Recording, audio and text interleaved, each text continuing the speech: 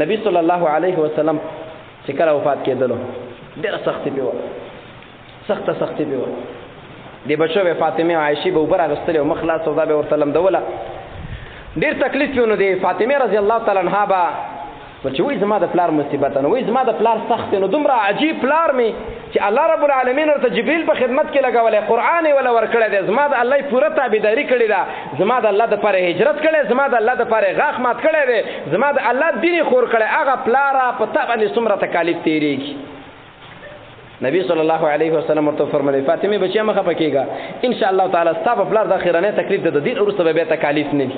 الله دې موږ تاسو را د ځنکدن د داسې مصیبت نه وساتي چې ایمان مو پکې خراب نشي، او الله دې ستاسو د ټولو مؤمنانو د جنت فیصله وکړي. د خپل الله نه د رحم ډېره تمه کوئ.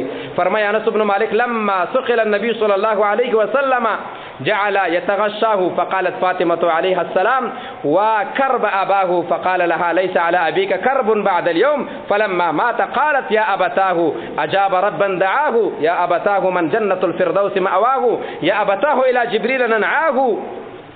چې وفات کېدلو ای زما پلار څومره مشکلات او سختیانې دي. کله چې وفات شلو وایي ای زما هغه پلار جانه چې الله رب العالمین دې پوره منلی، وی پلار جانه چې جبریل دې په خدمت کې و، ای پلار جانه چې ستا د مرګ اواز جبریل ملایکو په دنیا کې خور کړی دی.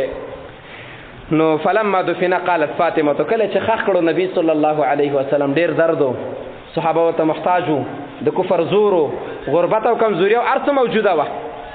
هغه پیغمبر صلی الله علیه وسلم چې سخت ضرورت ورته نن موږ ورته ضرورت لرو، نن اوسن کې ژوندی نه دی، دغه احادیثو ته ضرورت لرو.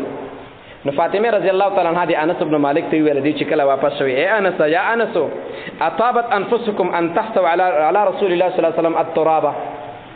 زړه مو څنګه غوښتله چې پر رسول الله به خاورې اچولې، څنګه زړه غوښتله.